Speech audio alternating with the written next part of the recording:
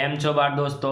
આજે આપણે ધોરણ 5 વિષય ગણિત ગાલા સાધ્ય પોથીમાં પ્રકરણ નંબર 5 તે સરખું દેખાય છે તેનું સોલ્યુશન જોઈશું। જો વિદ્યાર્થી મિત્રો હજુ સુધી આપણી ચેનલને સબસ્ક્રાઇબ ના કરી હોય તો કરી લેજો, બાજુમાં આવેલા બેલ આઇકનને દબાવી દેજો જેથી આવનારા વિડીયો નોટિફિકેશન તમને મળતું રહે। ચાલો વિદ્યાર્થી મિત્રો સોલ્યુશન જોઈ લઈએ। ચેપ્ટર નંબર 5 તે સરખું દેખાય છે।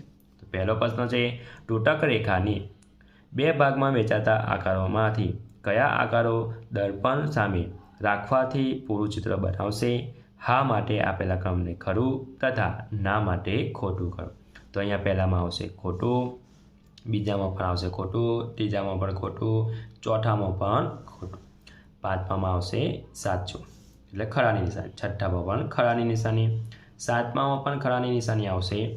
એ જ રીતે આઠમામાં પણ ખરાની નિશાની, નવમામાં ખોટું, દસમામાં ખોટું, અગિયારમાં ખોટું, બારમામાં ખોટું, તેરમામાં ખરું, ચોથામાં ખોટું, 15માં ખરું। બીજો પ્રશ્ન જોઈ લઈએ, શું તૂટક રેખા આપેલા આકારની સમિતિ દર્શાવે છે? તો માં એટલે બોક્સની અંદર હા માટે ખરાની નિશાની અને ના માટે ખોટાની।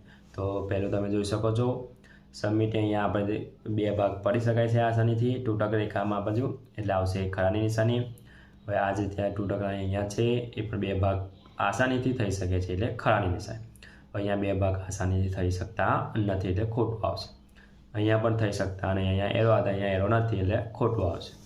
એ જ રીતે પાંચમામાં પણ ખોટું આવશે, છઠ્ઠામાં પણ ખરું આવશે, સાતમામાં ખરું, આઠમાં ખોટું। ત્રીજો પ્રશ્ન જોઈ લઈએ, ટપકવાળી રેખાના આધારે સરખા ભાગનું અડધું ચિત્ર પૂર્ણ કરો। તો વિદ્યાર્થી મિત્રો અહીંયા ટપક લાઈનમાં દેખાય છે તૂટક લાઈન, હવે અડધું ચિત્ર અહીંયા દોરેલું છે અને અહીંયા ચિત્ર દોરવાનું છે એટલે પેન્સિલની મદદથી મેં અહીંયા ચિત્ર દોરેલા છે। આ રીતે બીજું અને ત્રીજું પણ દોરેલું છે। એ જ રીતે અહીંયા વિદ્યાર્થી મિત્રો તમે જોઈ શકો છો બધા ચિત્ર 1 થી 8 ચિત્ર પેન્સિલની મદદથી દોરેલા છે। આજે અહીંયા નીચે છે તો અહીંયા નીચે આપણે લાઈન દોરવાની છે। તો હવે પ્રશ્ન નંબર 4 જોઈ લઈએ, નીચેના દરેક આકારમાં સમિતિ દર્શાવતી તૂટક રેખા દોરો। તો વિદ્યાર્થી મિત્રો સમિતિ એટલે બે સરખા ભાગ થાય તે, તો હવે અહીંયા બે સરખા ભાગ થાય છે, અહીંયા દોરતા બે સરખા ભાગ થાય છે। અહીંયા તૂટક લાઈન દોરીશું, ચોથાની અંદર અહીંયા તૂટક લાઈન, પાંચમાની અહીંયા તૂટક લાઈન દોરીશું, છઠ્ઠાની અંદર આ તૂટક લાઈન દોરીશું, સાતમાની અંદર આ તૂટક લાઈન, આઠમાની આ તૂટક લાઈન દોરીશું અહીંયા અને નવમાની અહીંયા તૂટક લાઈન દોરીશું। પાંચમું જોઈ લઈએ, નીચેના મૂળાક્ષરો અને અંકોમાંથી બે સરખા ભાગમાં વિભાજિત થતા મૂળાક્ષરો અંકોનો તૂટક રેખાઓ દોરો। તો બે ભાગમાં વિભાજિત થતા તેની અંદર દોરવાની છે તૂટક લાઈન। તો અહીંયા બે વિભાગમાં થઈ શકે છે વિભાજિત એટલે અહીંયા દોરીશું આપણે, અહીંયા થઈ શકતું નથી, અહીંયા પણ નહીં, અહીંયા પણ થાય છે એટલે અહીંયા દોરીશું। એક્સમાં દોરીશું, અહીંયા નહીં થાય, અહીંયા એચમાં થશે, આરમાં નહીં થાય, ડબલ્યુમાં થશે, ઝેડમાં નહીં થાય, ઈમાં થશે, આ રીતે લાઈન દોરીશું। એક નહીં થાય, 2માં નહીં થાય, 3માં થશે આ રીતે, 4માં નહીં, 5માં નહીં, 6માં નહીં, 7માં, 8માં આ રીતે દોરીશું, 9માં નહીં। હવે અહીંયા સીમાં દોરીશું આ રીતે તૂટક લાઈન, એસમાં નહીં ને કેમાં નહીં। છઠ્ઠું દે લઈએ, નીચેની ડિઝાઇન બે સરખા ભાગમાં વિભાજિત થાય તે રીતે રંગો પૂરો। તો વિદ્યાર્થી મિત્રો અહીંયા બે તમારે મનગમતા રંગ પૂરવાના છે, ડિઝાઇન આપેલી છે, બે સરખા ભાગમાં વિભાજિત થાય ત્યાં બે સરખા રંગ પૂરવાના છે। તમે જોઈ શકો છો તમારા મનગમતા રંગ પૂરી શકો છો। હવે સાતમું જોઈ લઈએ, બોક્સમાં આપેલા આકૃતિ એક તૂટી એવી તૂટક રેખા દોરો કે જેમાં દર્પણ રાખતા તેનું સામેનું ચિત્ર દેખાય છે। ઉદાહરણ તરીકે અહીંયા આપણને આપેલું છે। હવે એ રીતે અહીંયા પહેલું જોઈ લઈએ, તો આ રીતે દેખાય છે તો અહીંયાથી આપણે તૂટક લાઈન આ રીતે પહેરી દોરવાની, અહીંયા દોરેલી છે। એ જ પ્રમાણે આપણે બીજું જોઈ લઈએ એટલે અહીંયા થશે, અહીંયા તૂટક લાઈન દોરી છે, એ જ પ્રમાણે ત્રીજું અહીંયા દોરેલી છે, ચોથાની અંદર અહીંયા દોરેલી છે અને પાંચમાની અંદર અહીંયા તૂટક લાઈન દોરેલી છે એટલે બે સરખા અહીંયાથી વિભાજિત થાય। મતલબ આ રીતે અહીંયાથી જોઈ શકો છો, અહીંયા તૂટક લાઈન દોરી છે, સાતમામાં અહીંયા દોરેલી છે અને આઠમામાં અહીંયા દોરેલી છે। એ રીતે તમે અહીંયા ચિત્ર દોરી શકો છો એટલે અહીંયા તૂટક લાઈન અહીંયા થશે અને દસમામાં થશે, અહીંયા તૂટક લાઈન થશે। હવે વિદ્યાર્થી મિત્રો પ્રશ્ન નંબર 8 જોઈ લઈએ, નીચે આપેલા ચિત્રો આકારો પૈકી કયા ચિત્રો આકારને અડધા 1/2 ભાગમાં ફેરવતા એના એ જ રહે છે તેની નીચેના બોક્સમાં ખરાની નિશાની કરો। તો તો અહીંયા જેના એના જેવા જ રહેવા જોઈએ. 1/2 ભાગમાં ફેરવતા તો પહેલાં આવશે ખરાની નિશાની, બીજામાં ખરા, ત્રીજા પણ ખરું, ચોથા પણ ખરું, પાંચમામાં ખરું, છઠ્ઠામાં ખરું, સાતમામાં ખરું, આઠમામાં ખરું, નવમામાં નહીં આવે કારણ કે 1/2 ભાગમાં ફેરવતા એનું એ ચિત્ર મળતું નથી. 10મામાં ખરાની નિશાની, 11મામાં નહીં, 12મામાં ખરાની નિશાની, 14મામાં ખરાની નિશાની, પછી આવશે અહીંયા 17માં ખરાની નિશાની અને 19 અને 20માં ખરાની નિશાની આવશે. 1/2 ભાગમાં ફેરવતા સેમ રહે છે, એને એ જ રહે છે.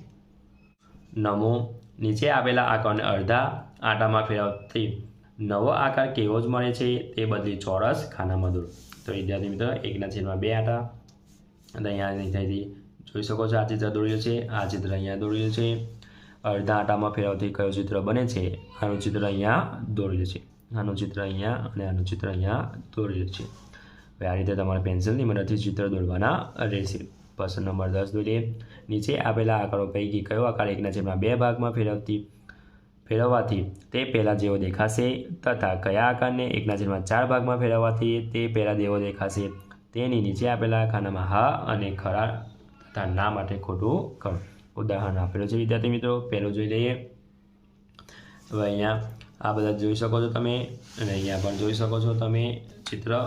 અને હવે આ કોષ્ટક જોવાનું છે હવે વિદ્યાર્થી મિત્રો. એટલે અહીંયા આકારો જોઈ લે. પહેલા આકારમાં એટલે 1/2 ભાગમાં ફેરવવા તો પછી દેખાશે હા ના, 1/4 ભાગમાં ફેરવતા પછી કેવો દેખાશે એ હા ના મને. એટલે પહેલે જે આપેલું છે એટલે ના આવશે, તો 1/4માં પણ ના, બીજામાં હા, 1/4 પણ ના, ત્રીજામાં ના આવશે, ચોથામાં પણ ના, ચોથામાં હા, 1/4માં હા આવશે, એટલે પાંચમામાં આવશે હા અને 1/4માં ના આવશે, એટલે છઠ્ઠામાં હા હા હા અને ના, હા અને હા. 11 નીચેના આકારો 1/2 ભાગમાં ફેરવવાથી અને 1/4 ભાગમાં ફેરવવાથી કેવા દેખાશે તે દોરો. તો આકાર 1/2 ભાગમાં ફેરવવાથી અને 1/4 ભાગમાં ફેરવવાથી. તો પહેલું જ આપણે ટીકો, તો 1/4 ભાગ એટલે ઉપરનું જશે નીચે, એટલે આ રીતે જોઈ શકો છો. 1/4 ભાગ એટલે અહીંયા આવશે, એટલે આ ટોચ અહીંયા આવશે.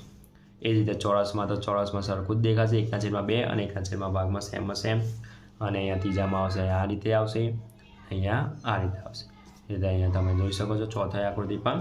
હવે વિદ્યાર્થી મિત્રો 12મું જોઈ લે. નીચેના આંકડો 1/3 ભાગમાં ફેરવવાથી અને 1/6 ભાગમાં ફેરવવાથી કેવા દેખાશે તે દોરો.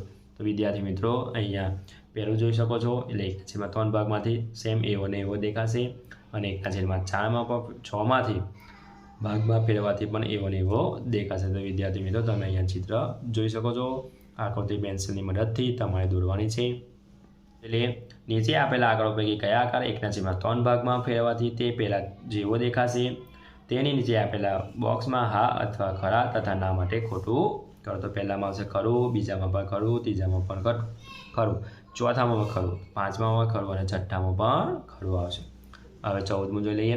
નીચે આપેલા આંકડો પૈકી કયા 1/6 ભાગમાં ફેરવવાથી તે પહેલાં જેવો દેખાશે તેની નીચે આપેલા બોક્સમાં હા માટે ખરું તથા ના માટે ખરું. તો પહેલામાં ખરું, બીજામાં પણ ખરું, ત્રીજામાં પણ ખરું, ચોથામાં ખરું, પાંચમામાં ખોટું અને છઠ્ઠામાં ખોટું આવશે. હવે વિદ્યાર્થી મિત્રો અહીંયા પ્રવૃત્તિ જોઈ લઈએ. ચાલો ગૃહ કાર્ય કરીએ. વિદ્યાર્થી મિત્રો તમારે અહીંયા નીચે આપેલા 1/3 ભાગમાં ફેરવવાથી નવો આકાર કેવો જ મળે છે તે બદલી ફરીથી દોરો. તો વિદ્યાર્થી મિત્રો આ જાતે પ્રવૃત્તિ કરવાની છે, તમારે અહીંયા ચિત્રમાં દોરવાનું છે. હવે વિદ્યાર્થી મિત્રો હવે પ્રશ્ન નંબર 2 જોઈ લઈએ. નીચે આપેલા આકારને 1/6 ભાગમાં ફેરવવાથી નવો આકાર કેવો જ મળે છે તે મનપસંદ રંગ પૂરો. તો અહીંયા ખોટું આવશે એટલે 1/6 ભાગમાં ફેરવી શકાતું નથી. અહીંયા ખોટું, અહીંયા ખોટું, અહીંયા આવશે ખરું, અહીંયા ખરું, અહીંયા ખરું, અહીંયા ખરું, અહીંયા ખરું અને ખરું. એટલે તમારે મનપસંદ રંગ પૂરવાનો રહેશે. જે ખરાની નિશાની કરી ત્યાં મનપસંદ રંગ તમારે પૂરી દેવાનો. હવે પ્રશ્ન નંબર 3 જોઈ લઈએ. નીચે આપેલા આકારોમાંથી 1/4 ભાગમાં ફેરવવાથી નવો આકાર એવો જ મળે છે તે બોક્સમાં લખો. તો ખરું, બીજામાં ખરું, ત્રીજામાં ખરું, ચોથામાં પણ ખરું, પાંચમામાં ખોટું અને છઠ્ઠામાં ખરું. જો વિદ્યાર્થી મિત્રો આ મારો વિડીયો ગમ્યો હોય તો લાઈક કરજો, તમારા ફ્રેન્ડ સાથે અચૂકથી શેર કરજો. હજુ સુધી આપણી ચેનલને સબસ્ક્રાઈબ ના કરી હોય તો કરી લેજો. બાજુમાં આવેલા બેલ આઇકનને દબાવી દેજો જેથી આવનારા વિડીયો નોટિફિકેશન તમને મળતું રહે. Thank you.